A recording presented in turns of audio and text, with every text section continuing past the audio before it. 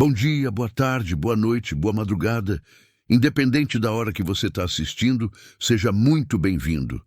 E comenta aí de qual cidade você está vendo essa história, porque hoje eu vou te contar um relato que vai mexer com o seu coração.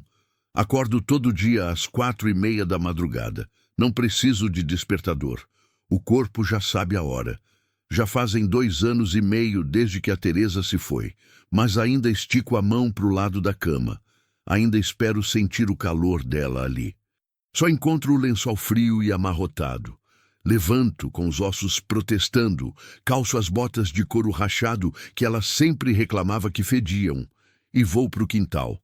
O café já está preparado desde a véspera. Deixo a chaleira no borralho para não ter que acender fogo de manhã cedo. A Teresa que me ensinou isso. Dizia que homem sozinho tinha que se virar, aprender as manhas da casa. Você não vai viver de vento, Joaquim, ela falava, mexendo o café com aquela colher de pau desgastada que ainda uso até hoje. O gosto é amargo, sempre foi. Mas antes, ela adoçava com rapadura e conversava comigo enquanto eu tomava. Agora é só o amargo mesmo, queimando a garganta junto com a saudade que não passa. Pego o chapéu de palha pendurado no prego ao lado da porta e saio para o terreiro. A fazenda não é grande, 15 alqueires de terra vermelha que herdei do meu pai, que herdou do dele. Tenho pasto com umas 20 cabeças de gado, a horta que a Teresa plantava e que agora vou deixando morrer aos poucos, e os pés de manga que dão fruta doce demais para o meu gosto amargo de hoje. As galinhas já estão ciscando, procurando minhoca na terra úmida do sereno. O galo canta atrasado, como se também tivesse perdido o rumo depois que ela se foi. Até os bichos sentem quando a vida sai de uma casa. Caminho até o curral devagar, pisando na grama molhada que gruda na sola da bota. O cheiro da terra molhada sobe forte nas narinas, misturado com o cheiro de esterco e capim. É um cheiro que antes me dava força, me lembrava que estava vivo, trabalhando. Agora só me lembra que estou sozinho nessa imensidão de campo. Solto o gado para o pasto. As vacas mugem baixinho, se esticam, balançam a cauda para espantar as primeiras moscas do dia. A mimosa, uma mestiça mansa que a Teresa gostava de ordenhar, vem até a cerca e me olha com aqueles olhos grandes e mansos. Às vezes acho que ela também sente falta da dona. O sol vai subindo devagar, pintando o céu de laranja e rosa. Antes eu parava para olhar, chamava a Teresa para a gente ver junto. Olha que coisa mais linda, Joaquim, ela dizia, encostando a cabeça no meu ombro. Agora não paro mais. Deixo o sol nascer sozinho, como tudo mais na minha vida. Volto para casa para buscar a enxada. A cozinha ainda tem o cheiro dela. Um misto de sabão de coco, tempero verde e aquele perfume barato que ela passava nos domingos. Às vezes, paro na porta só para sentir. Às vezes não aguento e saio correndo. Na horta, as plantas que ela cuidava com tanto carinho estão secando. O pé de quiabo que dava vagem o ano todo agora está murcho. A cebolinha que ela cortava para temperar o feijão virou mato. Deveria cuidar, sei que deveria, mas parece que minhas mãos perderam o jeito para coisa que nasce. Só sabem lidar com o que morre. Passo a manhã carpindo o milharal. O trabalho pesado sempre foi meu refúgio. Quando a enxada bate na terra dura, quando o suor escorre e queima os olhos, por algumas horas consigo esquecer que a casa está vazia. A terra não julga, não faz pergunta, não cobra resposta. Só recebe o golpe da enxada e deixa nascer ou morrer, conforme a vontade de Deus. O sol já está alto quando paro para descansar debaixo da sombra da mangueira. Tiro o chapéu e passo a manga da camisa no rosto suado. O silêncio é tão grande que machuca os ouvidos. Antes tinha o barulho dela na casa. Panela no fogo, vassoura no chão, ela cantarolando baixinho essas modas antigas que aprendeu com a mãe. Às vezes ouço o telefone tocar lá dentro. É a comadre Lourdes, a irmã da Teresa, que liga toda semana perguntando se estou comendo direito, se não preciso de nada. Falo que tá tudo bem, que me viro sozinho. Mas não tá tudo bem. Nada tá bem desde que ela se foi. 12:00 eu volto para casa. Esquento a panela de feijão que cozinhei no domingo. Vai durar a semana toda. Faço uns ovos mexidos, corto um pedaço de linguiça defumada. Como calado, ouvindo só o barulho da colher no prato e as cigarras cantando lá fora. Depois da comida, deito na rede do alpendre. O costume antigo. Ela sempre dizia que homem que não descansava depois do almoço virava bicho. Fico olhando para o horizonte, onde a terra vermelha encontra o céu azul. Às vezes cochilo e sonho que ela está ali remendando roupa, contando os causos do povo da cidade. Acordo com o barulho do vento balançando as folhas da mangueira. O sol já está descendo e tenho que ir buscar o gado. Caminho para o pasto com a alma pesada, carregando essa solidão que parece aumentar a cada dia. As tardes são as piores. Era na hora que ela ficava mais falante, contando os planos para o dia seguinte, falando dos netos que queria ter, da reforma que sonhava fazer na casa. Agora só tem o vento gemendo no telhado de zinco e o mugido distante das vacas. Quando escurece, acendo o lampião a gás da cozinha. A luz amarelada faz sombra nas paredes, deixa tudo mais tristonho ainda. Esquento o resto da comida do almoço. Como sem vontade. Às vezes nem como. Que diferença faz? Antes de dormir, sento na beira da cama que dividíamos por 23 anos. Olho a fotografia dela na cômoda, sorrindo naquele vestido florido que usou no nosso casamento. Parece que ela está olhando para mim, perguntando por que deixei a vida parar, por que não sigo em frente. Não sei como, Teresa, falo baixinho para a foto. Não sei como viver sem você.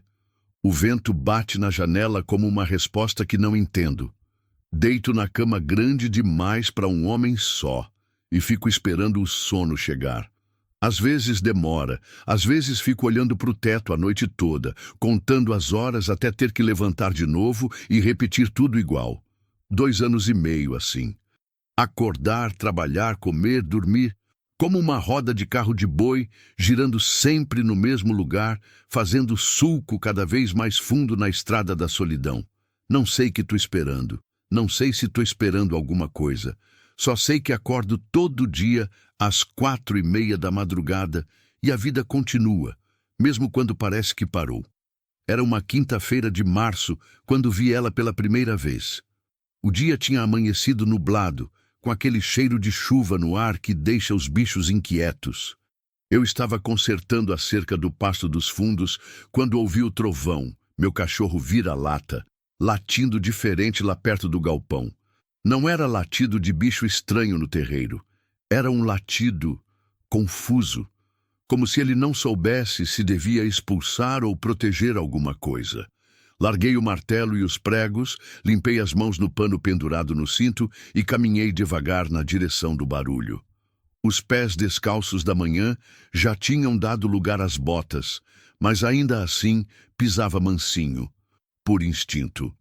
30 anos lidando com bicho bravo ensina a gente a não fazer barulho desnecessário.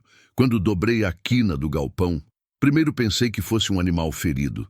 Alguma coisa agachada ali perto do coxo dos cavalos, se mexendo devagar, com movimentos estranhos. O trovão estava a uns 3 metros de distância, latindo baixo, o rabo esticado, as orelhas em pé. Confuso mesmo. Foi quando ela levantou a cabeça que eu entendi. Era uma mulher. Nova. Não devia ter mais que 25 anos.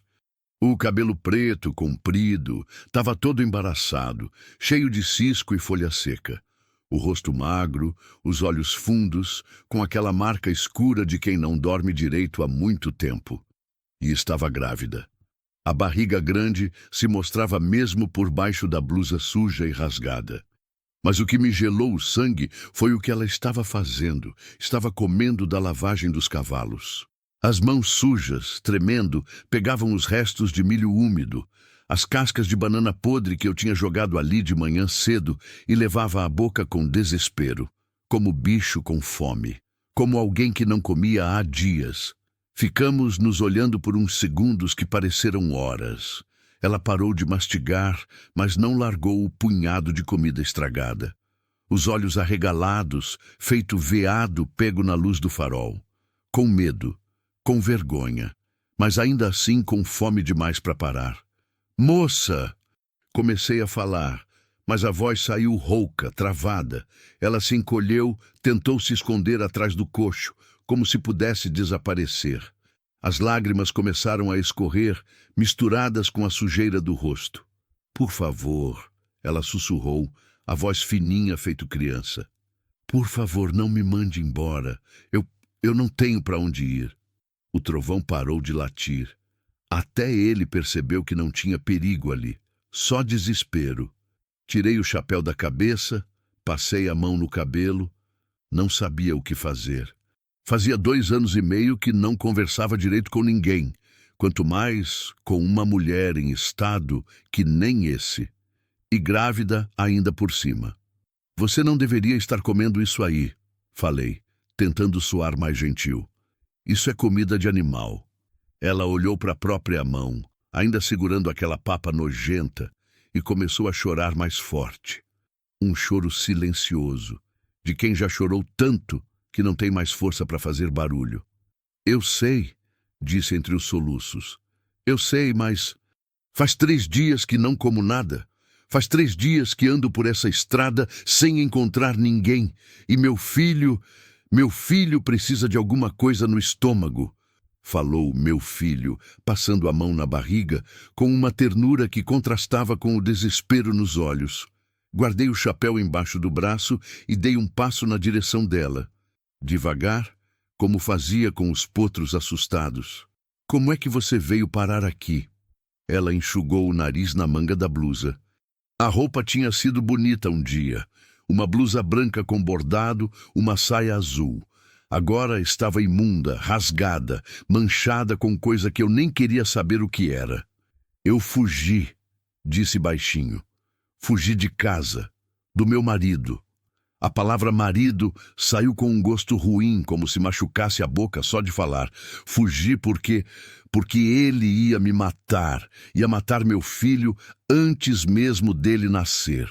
Olhei para a barriga dela. 6, 7 meses, talvez. Já bem grande.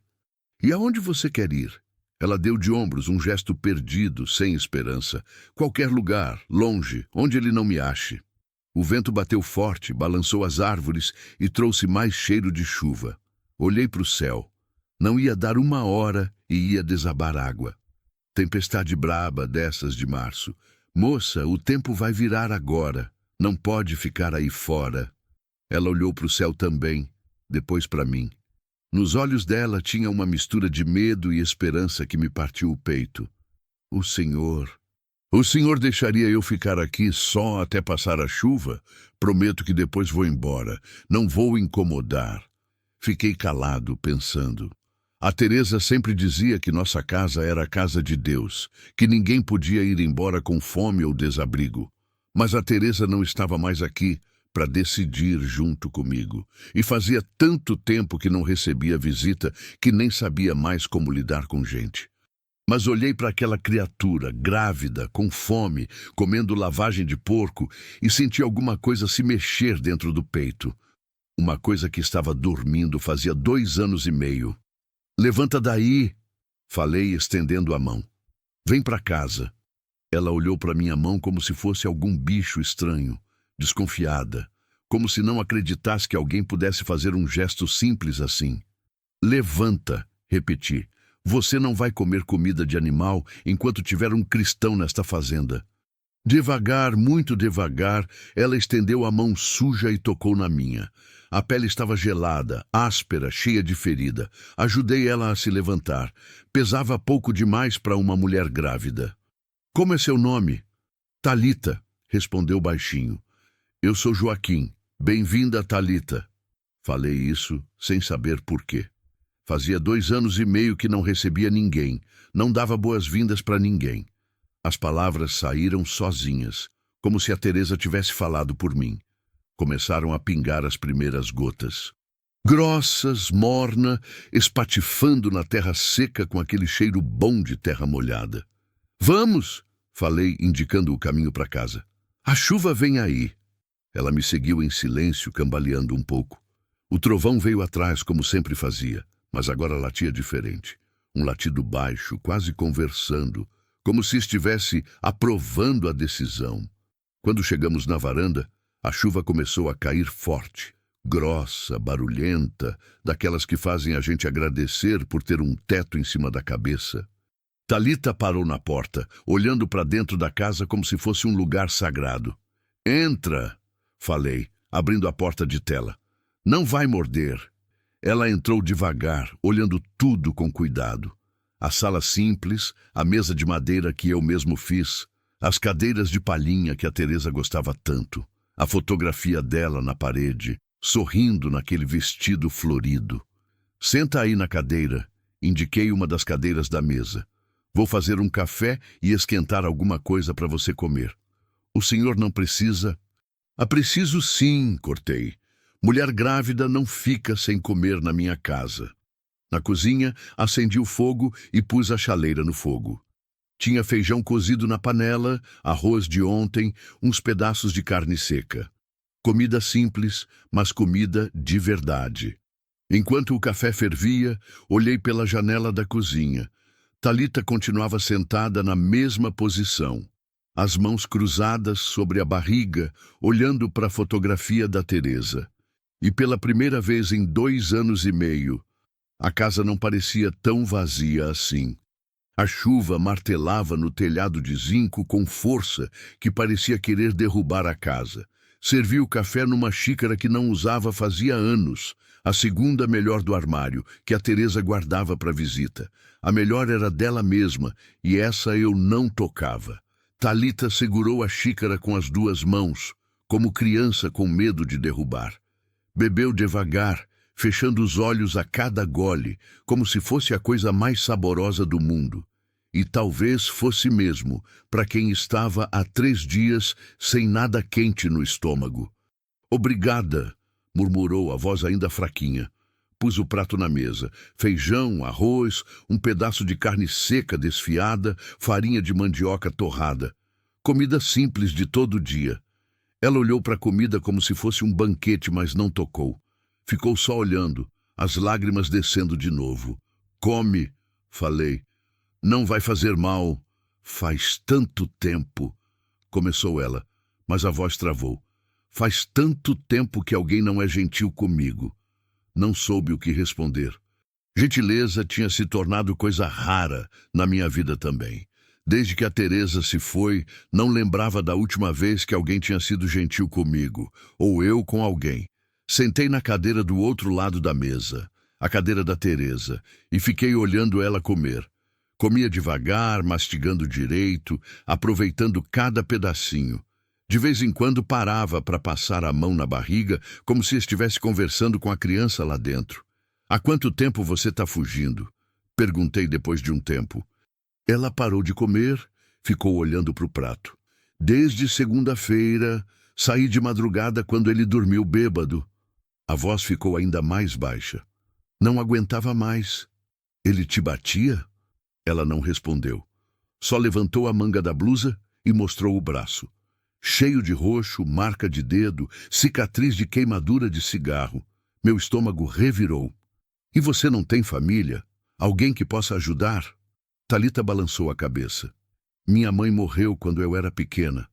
Meu pai foi quem me vendeu para ele." "Vendeu? Por dívida de jogo. Disse que eu ia casar com um homem bom que ia me dar uma vida boa." Riu, mas era um riso amargo, sem graça nenhuma. "Vida boa, 6 meses trancada em casa, apanhando todo dia, passando fome quando ele ficava nervoso. Vida boa." O trovão estrondou lá fora, fazendo a casa tremer. A chuva intensificou ainda mais, se é que isso era possível. Gotas grossas começaram a pingar no canto da sala. O telhado precisava de conserto fazia tempo. "E o bebê é dele?" Ela pôs as 2 mãos na barriga, num gesto protetor. "Não", disse com firmeza. "Não é." Não perguntei mais. Não era da minha conta, e pelo jeito que ela falou, já tinha sofrido bastante julgamento na vida. Terminamos de comer em silêncio, ouvindo a chuva lavar o mundo lá fora. De vez em quando nossos olhos se cruzavam por um segundo, e ela desviava rápido, ainda desconfiada. "O senhor vive sozinho aqui?" perguntou ela, olhando para a fotografia na parede. "Vivo. Minha mulher morreu faz 2 anos e meio. Sinto muito. Câncer. Começou no seio, foi espalhando. No final, ela não pesava nem 40 quilos. Não sei por que falei isso. Fazia tempo que não falava da Teresa com ninguém. Mas alguma coisa na presença daquela mulher quebrada me deixou mais solto, como se dor reconhecesse dor. Ela era bonita, disse Thalita, olhando para a foto. Tem cara de pessoa boa. Era a melhor pessoa que conheci na vida. Ficamos em silêncio de novo. O barulho da chuva ia diminuindo aos poucos, mas ainda caía firme. "O senhor tem filhos?" "Não, a Teresa não podia. Problemas no útero desde mocinha. Era o sonho dela ter uma criança. Meu também." Senti o peito apertando de novo, como sempre acontecia quando falava dessas coisas. Thalita deve ter percebido, porque mudou de assunto. "A fazenda é grande?" 15 alqueires, criação de gado, um pouco de agricultura, dá para o sustento. Parei um pouco. Antes dava para o sustento. Agora mal cuido direito. "Por quê?" Olhei para ela, os olhos castanhos, atentos, esperando resposta. Perdi o jeito para as coisas. Depois que ela se foi, parece que tudo perdeu o sentido. Thalita assentiu devagar. "Eu entendo. Quando a gente perde o que mais ama, parece que o mundo para, né?" Era isso mesmo. O mundo tinha parado para mim no dia que a Teresa fechou os olhos pela última vez na cama do hospital. E só agora, conversando com essa desconhecida, percebia que talvez ele tivesse voltado a girar um pouquinho. A chuva parou de vez. O silêncio que ficou parecia mais pesado que o barulho de antes. Thalita se mexeu na cadeira, inquieta. "Eu já posso ir embora", disse. A chuva passou. "Para onde?" "Não sei. Para frente, até achar algum lugar." "Com que dinheiro? Andando a pé, grávida de 7 meses?" Ela baixou a cabeça. "Não tenho escolha." Me levantei da mesa, fui até a janela. Lá fora, tudo lavado, brilhando no sol que começava a aparecer entre as nuvens. O cheiro de terra molhada entrava forte pela janela aberta. "Fica hoje", falei sem me virar. "Pelo menos hoje.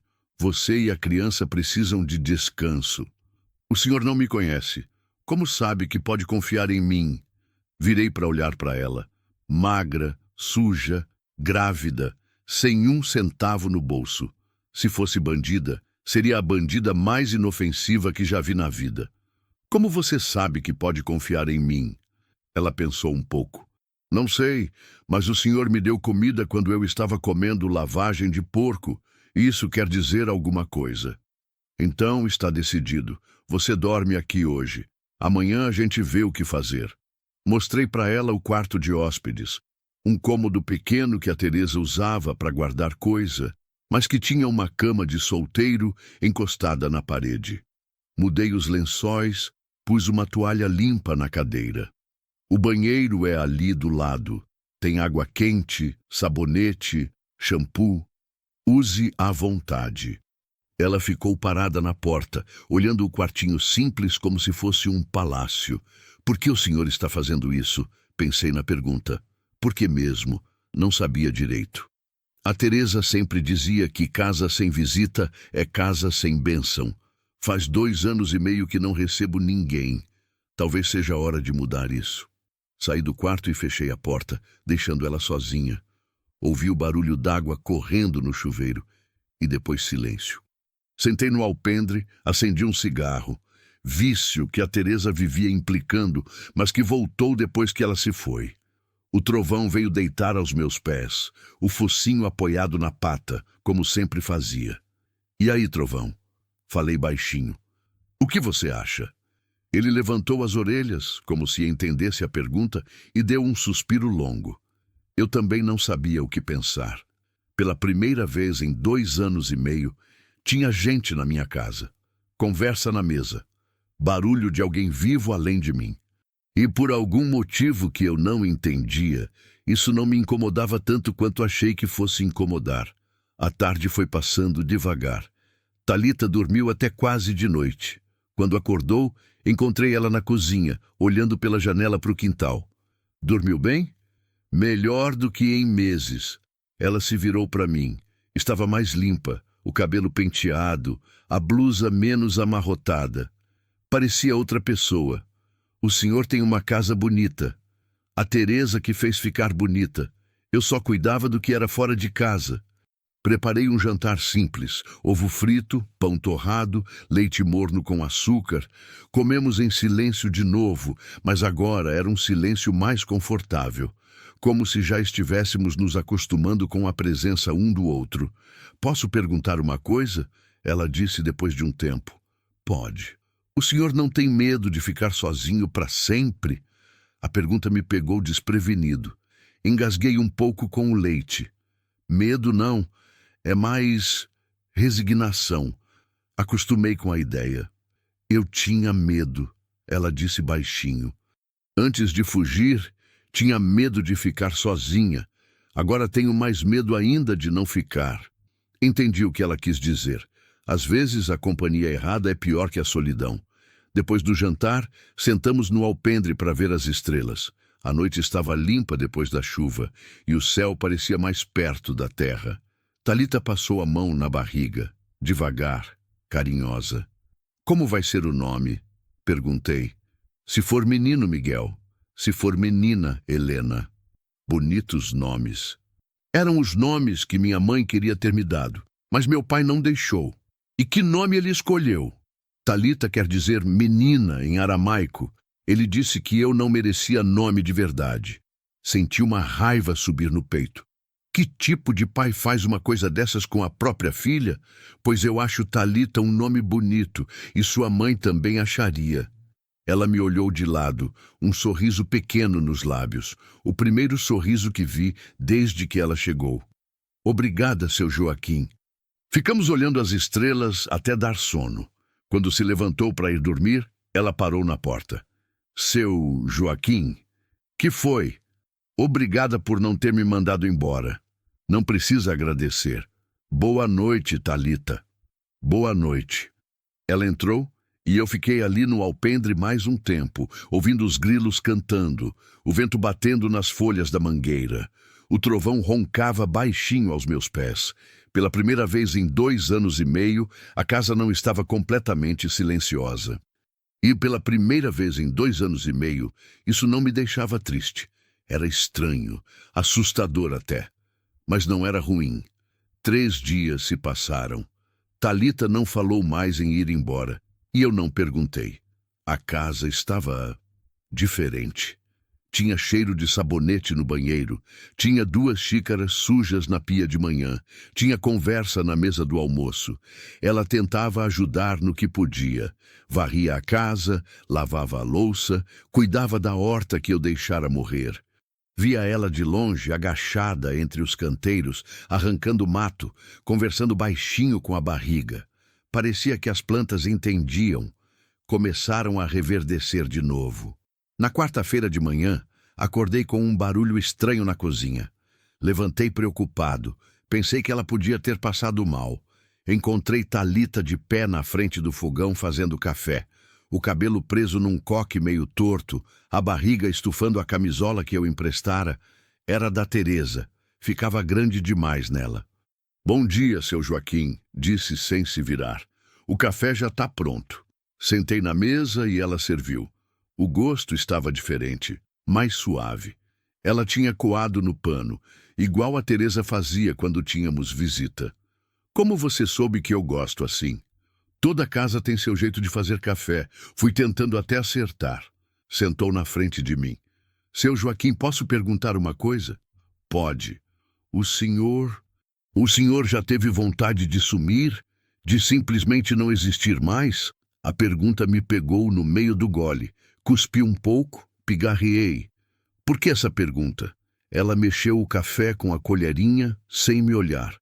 Ontem à noite tive um pesadelo.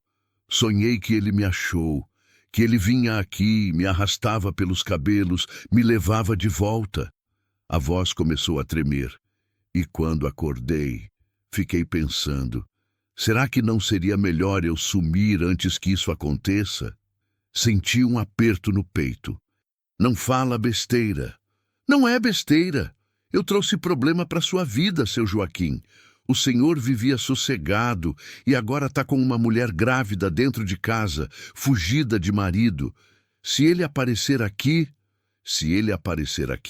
eu resolvo. Ela levantou os olhos para mim, surpresa com a firmeza da minha voz. Eu mesmo me surpreendi. O senhor não entende. Vinícius ele é perigoso. Tem amigos perigosos. Gente que mata por dinheiro. E você acha que eu tenho medo de gente assim? Devia ter. Me levantei da mesa, fui buscar uma coisa no quarto. Voltei com a espingarda do meu pai, uma Boito calibre 12, que ficava guardada no guarda-roupa desde que a Teresa morreu. Pus ela na mesa. Talita, eu criei gado a vida toda.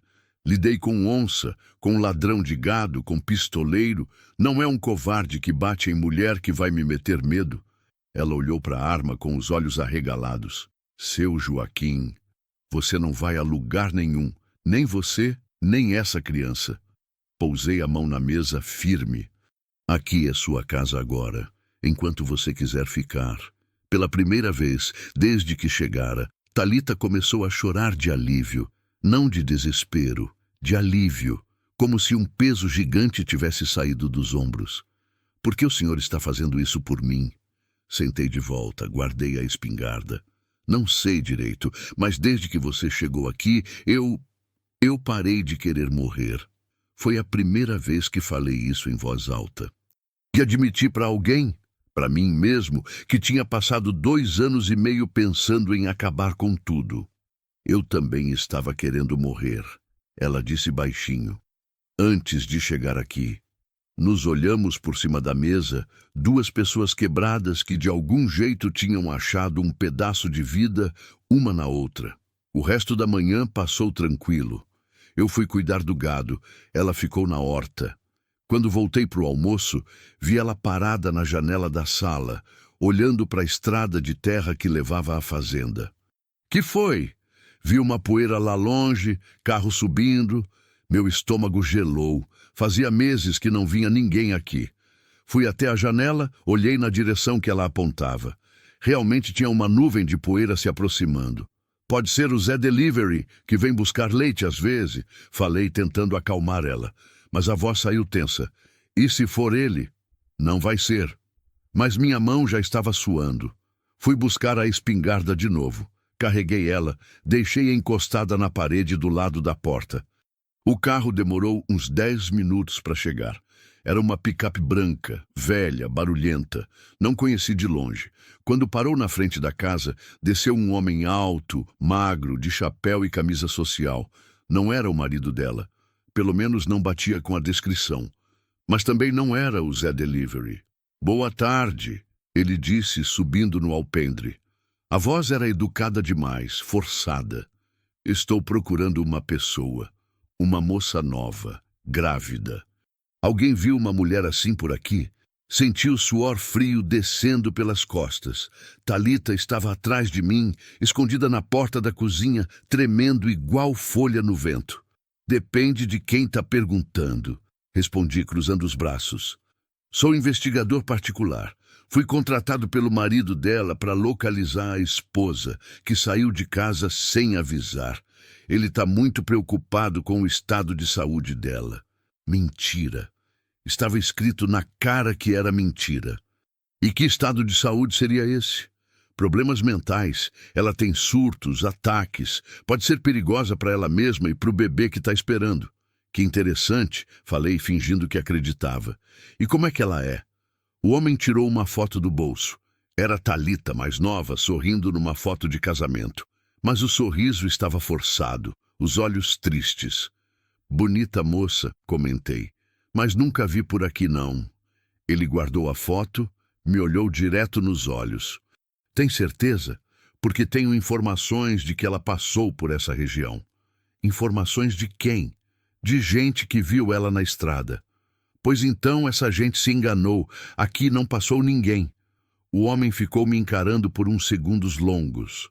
Senti que ele sabia que eu estava mentindo, mas não podia provar nada. Bom, se por acaso ela aparecer por aqui, o senhor tem meu cartão. Estendeu um papel.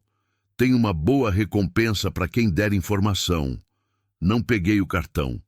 Ele deixou em cima da mesa do alpendre. Tenha uma boa tarde, disse descendo os degraus. Igualmente.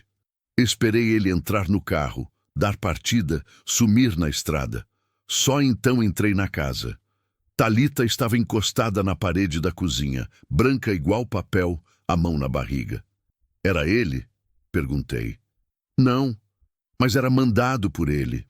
A voz saiu sussurrada. Seu Joaquim, eles sabem que eu tô por aqui. Eles vão voltar. Talvez. Não talvez. Com certeza. Vinícius não desiste fácil. Ele me considera propriedade dele. Peguei o cartão que o homem deixou. Investigações Particulares São José. Dorival Medeiros. Com telefone e endereço na cidade. Talita, me conta uma coisa. O que seu marido faz da vida? Ela hesitou. Ele tem negócios, empresas. Que tipo de negócios? Não sei direito. Ele nunca me contava. Mas sei que envolve muito dinheiro. E gente perigosa. Gente perigosa como? Políticos, policiais, juízes. A voz foi ficando mais baixa. Uma vez eu ouvi uma conversa no telefone. Ele estava falando sobre uma carga que ia chegar no porto. Drogas, eu acho. Meu sangue gelou. Não era só um marido violento atrás dela. Era um criminoso com dinheiro e influência. Por que você nunca me contou isso antes? Porque eu sabia que o senhor ia me mandar embora, que não ia querer se meter numa encrenca dessas. Olhei para ela, magrinha, grávida, assustada.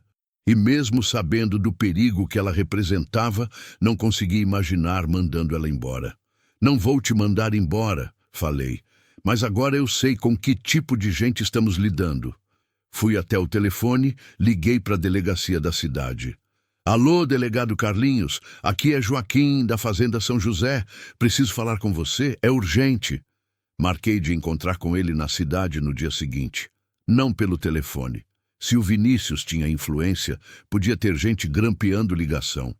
Naquela noite não conseguimos dormir. Ficamos sentados na sala, a espingarda no meu colo, ouvindo cada barulho da noite.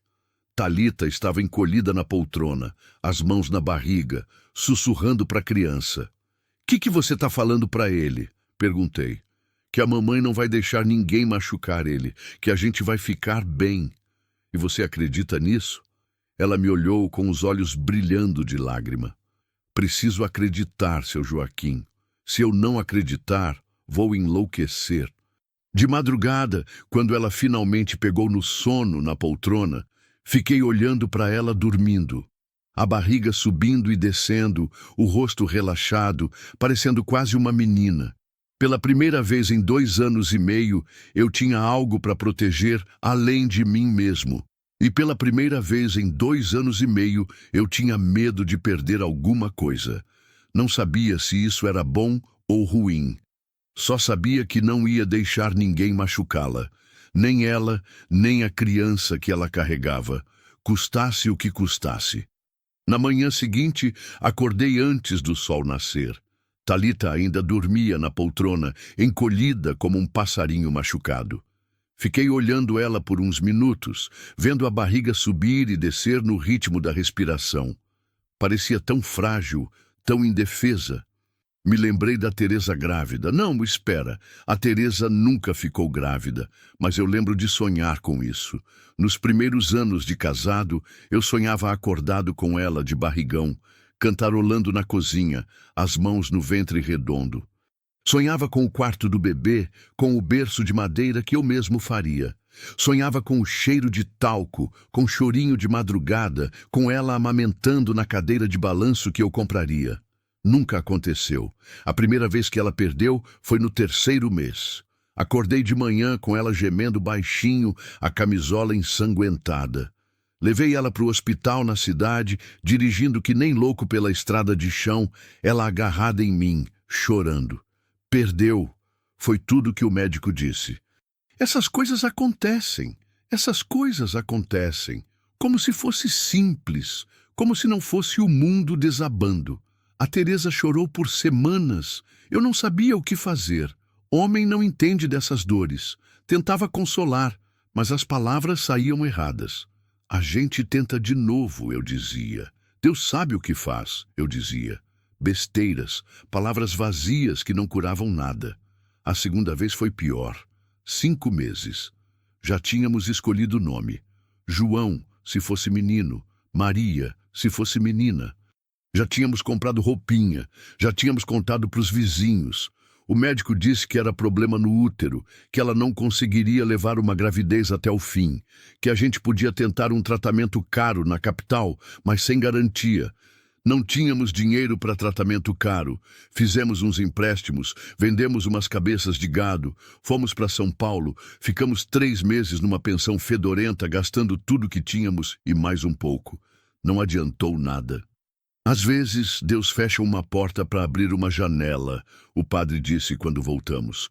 Vocês podem adotar. A Teresa sorriu e concordou. Mas eu via nos olhos dela que alguma coisa tinha quebrado para sempre, que ela se sentia menos mulher, menos gente, como se não servisse para nada. Eu devia ter falado mais, devia ter dado mais carinho, devia ter mostrado que ela valia tudo para mim, com filho ou sem filho. Mas sou ruim de palavra. Sempre fui. Achava que ela sabia, que não precisava falar. Grande erro meu. Com o tempo, ela foi se fechando. Sorria menos, cantarolava menos. Quando via mulher grávida na rua, desviava o olhar. Quando a comadre Lourdes teve o 3º filho, a Teresa não quis nem ir ver. E eu, burro como sou, achava que era frescura. Deixa de bobagem, mulher, eu dizia. A vida não é só filho. Que homem insensível eu era. Que marido ruim. O câncer apareceu 10 anos depois. Primeiro no seio direito. Pequenino, quase invisível. Ela achou no banho, veio me mostrar assustada. É só um carocinho, eu falei. Deve ser coisa besta. Coisa besta. 2 anos depois, ela estava morta. Durante o tratamento, ela falava muito dos filhos que não teve. Delirava na morfina, conversava com João e Maria, como se eles estivessem ali na cama do hospital. Você tá vendo eles? Ela perguntava, os olhos vidrados fixos num canto do quarto. Não, amor. Eu respondia, a voz quebrada. Não tô vendo nada. Eles estão ali. João cresceu tanto. E Maria tá linda, com o vestidinho azul que eu costurei. Eu ficava calado, segurando a mão dela, deixando ela conversar com os fantasmas. Era a única coisa que ainda a deixava feliz. No último dia, ela me chamou perto da cama. Joaquim, sussurrou, a voz quase sumindo. Me perdoa. Perdoar o quê, Teresa? Por não ter te dado filhos, por não ter sido a mulher que você merecia. Senti o mundo desabar. Como ela podia pedir perdão por uma coisa que não tinha culpa? Como ela podia achar que não era a mulher que eu merecia, sendo que era muito mais do que eu merecia? Não fala bobagem, consegui dizer entre as lágrimas. Você foi tudo para mim. Tudo. Mas talvez tenha sido tarde demais. Talvez eu devia ter falado isso todo dia, durante 23 anos. Talvez ela tenha morrido achando que não foi suficiente. Essa culpa me corroeu por 2 anos e meio. A culpa de não ter sido um marido melhor. De não ter valorizado o que eu tinha enquanto eu tinha. De ter falado pouco, abraçado pouco, amado pouco. Por isso que, quando a Teresa morreu, eu quis morrer junto. Não por romantismo, por remorso. Por saber que eu podia ter feito ela mais feliz e não fiz. Talita se mexeu na poltrona, abriu os olhos devagar. Me viu ali parado, olhando para ela. Bom dia, seu Joaquim, disse, a voz rouca de sono. Que horas são? Ainda cedo. Você dormiu mal? Sonhei com ele de novo. Passou a mão na barriga. Mas dessa vez, o senhor estava lá, me protegendo. Sentei na beirada da mesa. Talita, posso te fazer uma pergunta meio pessoal? Pode. Você tem medo de ser mãe? Ela pensou um pouco antes de responder. Tenho muito medo. A voz saiu baixinha. Tenho medo de não saber cuidar direito. Tenho medo de passar para ele todos os meus traumas. Tenho medo de não conseguir proteger ele. E por que você decidiu ter ele, então? Numa situação difícil como a sua, ela pôs as duas mãos na barriga, carinhosa, porque ele é a única coisa boa que saiu de toda essa tragédia da minha vida. E porque parou, como se não soubesse se devia falar. Porque o quê? Porque quando eu senti ele mexer pela primeira vez, entendi uma coisa que não sabia. Entendi que eu posso amar alguém mais do que eu mesma, que eu posso ser forte por ele, mesmo sendo fraca por mim. As palavras dela me acertaram no peito feito um soco. A Teresa devia ter sentido a mesma coisa nas 2 vezes que engravidou. E eu nunca entendi, nunca perguntei, nunca soube o que se passava no coração dela. Seu Joaquim, o senhor está bem? Ficou meio pálido. Estou pensando na minha mulher, em como eu fui ruim para ela. Talita se levantou da poltrona, veio sentar na cadeira ao meu lado. Por que o senhor fala isso? Porque é verdade. Ela queria filhos mais do que tudo na vida. Perdeu 2.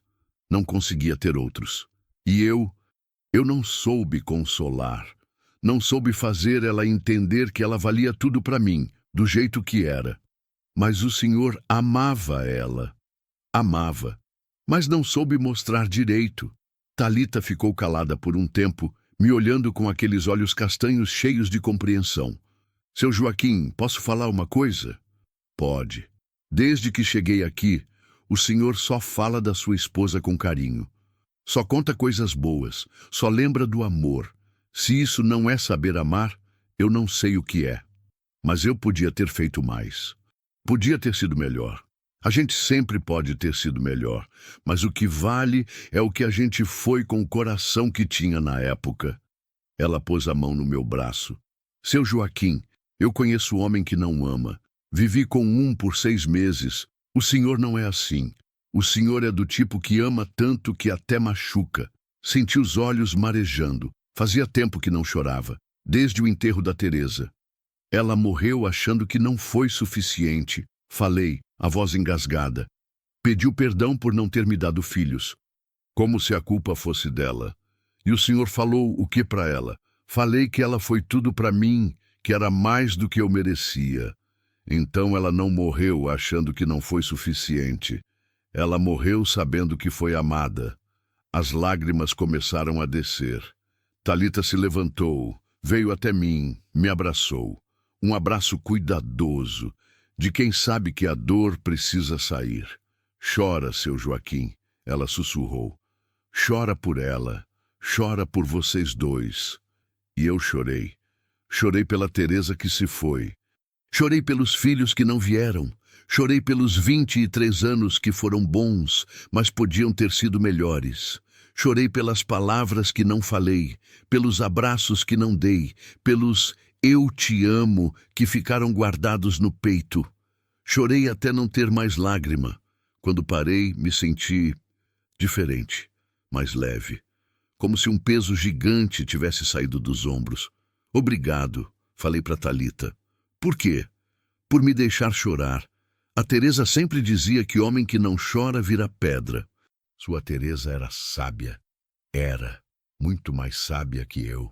Talita voltou para a poltrona, ficou me olhando com um sorriso pequeno, triste, mas carinhoso. Seu Joaquim, posso falar mais uma coisa? Pode. O senhor não me salvou só da fome e da chuva. O senhor me salvou do desespero. Me mostrou que ainda existe bondade no mundo. Me mostrou como é ser tratada com carinho. A voz dela ficou mais baixa. E eu quero que o senhor saiba que a Teresa não perdeu o tempo dela amando o senhor. Nem o senhor perdeu o seu amando ela. Olhei para a fotografia na parede. A Teresa sorrindo naquele vestido florido. E pela primeira vez em 2 anos e meio, consegui sorrir de volta. Talita? Sim? Obrigado por ter aparecido na minha vida. Obrigado por não ter me mandado embora. Ficamos ali, na cozinha que cheirava a café fresco, 2 náufragos que tinham encontrado uma tábua de salvação um no outro. Lá fora, o sol nascia vermelho no horizonte, pintando o céu de esperança. E pela primeira vez, desde que a Teresa se foi, eu senti que talvez a vida valesse a pena ser vivida. Foi na sexta-feira que tudo mudou. Eu tinha ido à cidade cedo, conversar com o delegado Carlinhos sobre a situação da Thalita. Ele me ouviu com cara séria, anotando tudo num caderninho gasto. "Joaquim, você está se metendo numa encrenca braba", disse, tirando o boné da cabeça. "Esse tal de Vinícius que você falou, eu conheço esse nome. Já ouvi falar dele por aqui. O que você sabe? Que tem dinheiro sujo, que tem proteção lá em cima e que quando quer alguma coisa consegue." Carlinhos suspirou pesado. "Se ele mandou o investigador atrás da mulher, é porque não vai desistir fácil. E o que você pode fazer? Oficialmente, nada. Não tem crime comprovado, não tem queixa registrada. Ela fugiu de casa por livre e espontânea vontade." Ele se inclinou para frente na cadeira. "Mas extraoficialmente, você tem minha palavra que vou ficar de olho. Qualquer movimento estranho por aqui eu te aviso." Voltei para casa com um peso no peito. No caminho, parei no mercado do seu Antônio, comprei umas frutas, leite em pó, vitaminas para gestante. A Thalita estava comendo melhor, mas ainda muito magra pro tanto de barriga. Quando dobrei a curva da estrada e avistei a fazenda, senti que alguma coisa estava errada. O trovão estava latindo desesperado, correndo de um lado para o outro no terreiro, e não via a Thalita em lugar nenhum. Acelerei a caminhonete levantando poeira. Parei com tudo na frente da casa, saltei correndo. "Thalita! Thalita!"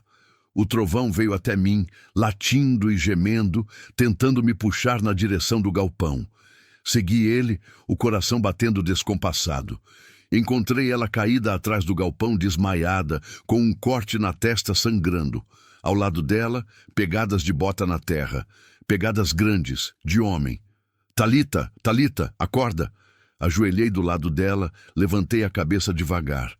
Ela estava respirando, mas desacordada. A barriga. Meu Deus, e se tinham machucado a criança? Ela abriu os olhos devagar, me viu, tentou falar. "Seu Joaquim." A voz saiu fraca, embargada. "Não força. O que aconteceu?" Ele veio aqui. O investigador disse que sabia que eu estava escondida aqui." As lágrimas começaram a escorrer. "Disse que eu tinha até segunda-feira para me entregar. Senão, ia voltar com mais gente." Senti uma raiva subir no peito que quase me cegou. "Ele te bateu?" "Me empurrou quando eu disse que não ia sair daqui. Caí e bati a cabeça na quina do coxo." Ajudei ela a se levantar, devagar, cuidadoso. Levei ela para casa, limpei o corte na testa, fiz ela deitar na cama. "Como você está se sentindo?" "A barriga dói." Ela pôs a mão no ventre, ficou quieta um momento. "Acho que está tudo bem." Ele está mexendo. Um sorriso fraco apareceu no rosto machucado. Pelo menos uma coisa não mudou. Mas eu vi nos olhos dela que o susto tinha sido grande. E que pela primeira vez, desde que chegara aqui, ela estava mesmo pensando em ir embora. "Thalita, me olha aqui." Ela virou o rosto para mim. "Eu não vou deixar ninguém te levar daqui contra sua vontade. Entendeu? Seu Joaquim, o senhor não entende. Eles não vieram aqui para conversar, vieram para me buscar. E se eu não for por bem, então vão ter que me passar por cima primeiro." Saí do quarto, fui buscar a espingarda. Carreguei ela, deixei mais munição em cima da mesa. Depois fui para o telefone e liguei para 3 lugares. Primeiro para o delegado Carlinhos.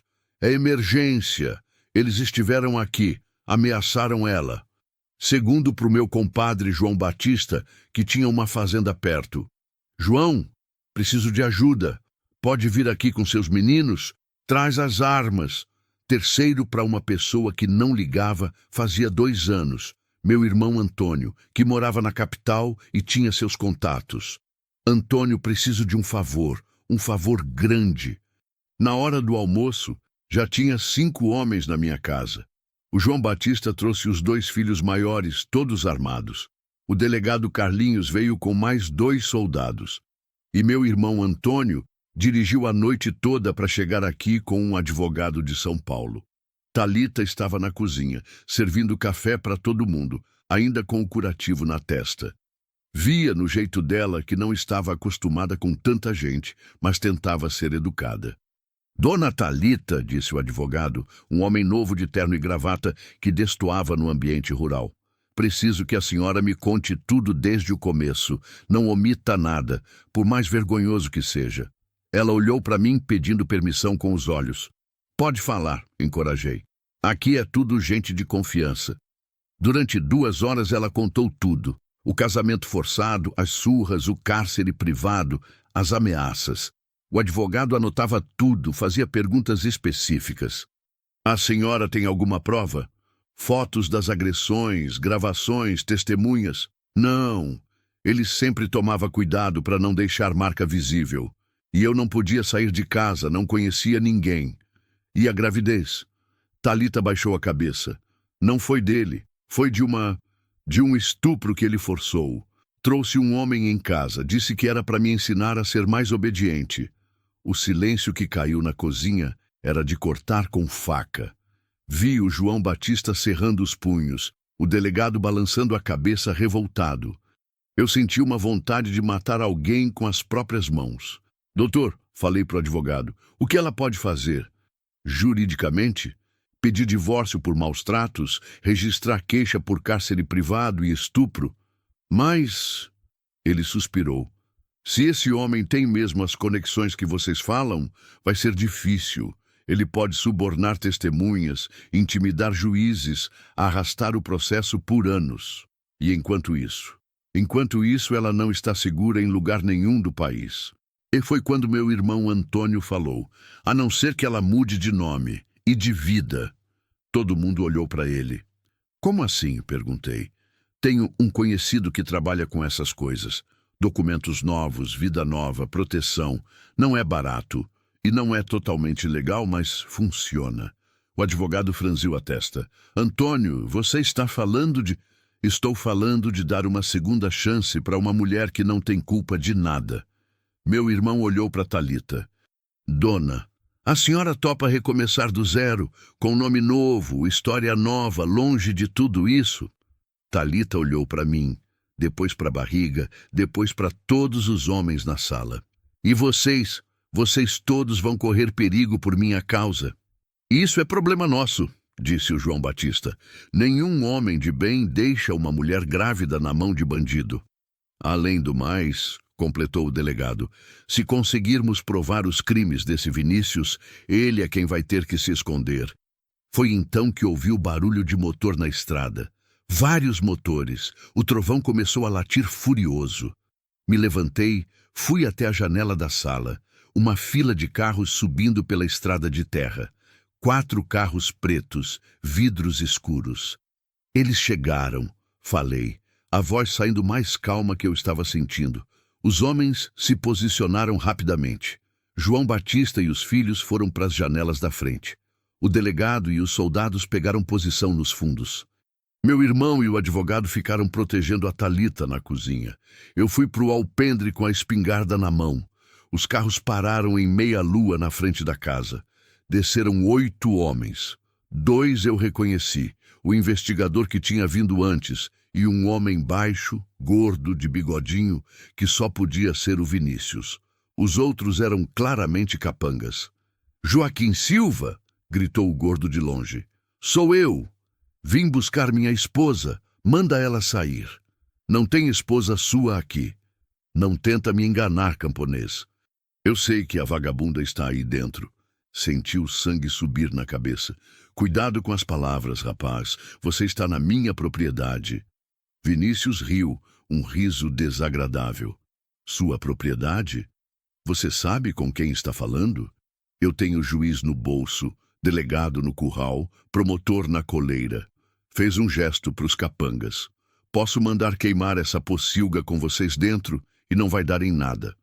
Pode tentar, disse o delegado Carlinhos, aparecendo na porta ao meu lado. Mas vai ter que explicar depois por que matou um delegado de polícia e suas testemunhas. A cara do Vinícius mudou quando viu o uniforme.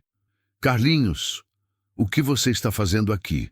Meu trabalho, protegendo uma cidadã brasileira do cárcere privado e das ameaças de morte. Que ameaças? Que cárcere? Eu só quero minha esposa de volta. Ela fugiu de casa, está grávida, precisa de cuidados médicos. Cuidados médicos, como os que deixaram ela cheia de roxo? Perguntei. Ela é desastrada. Vive caindo, se machucando. Foi quando a Thalita apareceu na porta. Pálida, tremendo, mas de pé. Vinícius, disse, a voz firme apesar do medo. Eu não vou voltar com você. Vai sim, sua vagabunda. Você é minha mulher, me pertence. Eu não pertenço a ninguém. E esse filho que eu carrego não é seu. É meu sim. Tudo que é seu é meu. Inclusive o bastardo que você tem na barriga. Não, disse ela, mais forte agora. Esse filho é meu. E eu escolho quem vai ser o pai dele. Ela veio até mim e pegou minha mão. Seu Joaquim, o senhor quer ser pai do Miguel? O mundo parou. Todo mundo ficou calado, olhando para mim. O Vinícius com cara de ódio, o delegado surpreso, os homens esperando minha resposta. Olhei para os olhos da Thalita. Vi neles uma pergunta verdadeira. Não era teatro, não era desespero. Era uma oferta real. Uma chance de ser pai da criança que ela amava mais que a própria vida. Quero, respondi, sem hesitar. Quero ser pai do Miguel. Ela se virou para o Vinícius. Ouviu? Eu tenho uma família agora. Uma família de verdade. Não preciso de você para nada. A cara de Vinícius ficou vermelha de raiva. Isso não vai ficar assim. Vocês não sabem com quem estão mexendo. E você não sabe com quem está mexendo, disse meu irmão Antônio, saindo da casa com um envelope na mão. Tenho aqui cópias de documentos muito interessantes. Movimentações bancárias suspeitas, conversas gravadas, fotos de você com pessoas procuradas pela Polícia Federal. Vinícius empalideceu. Isso é blefe. Quer apostar? Posso ligar agora para o meu contato na PF. Ele ficaria muito interessado nesse material. O silêncio se esticou por longos segundos. Vi Vinícius calculando as opções, percebendo que tinha perdido. Isso não acabou, disse finalmente. Vocês vão se arrepender. Talvez, respondi. Mas hoje não. Ele fez um sinal para os capangas. Voltaram para os carros, deram ré, sumiram pela estrada numa nuvem de poeira. Ficamos todos parados, ainda tensos, esperando para ver se iam voltar. Só relaxamos quando o barulho dos motores sumiu completamente. Thalita se encostou em mim, tremendo. Acabou? Perguntou. Acabou, confirmou meu irmão. Com o material que eu tenho, ele não vai incomodar mais ninguém. Ela olhou para mim com os olhos cheios de lágrima. O senhor falou sério? Sobre ser pai do Miguel? Pus a mão na barriga dela, senti o bebê mexer lá dentro. Falei, se você quiser, eu quero ser pai dele. E marido seu também, se você aceitar. Aceito, ela sussurrou. Aceito sim. Ali mesmo, na frente de todo mundo, no alpendre da casa que eu dividi com a Teresa por 23 anos, pedi Thalita em casamento. E ela disse sim. E pela primeira vez em 2 anos e meio, senti que a vida estava recomeçando.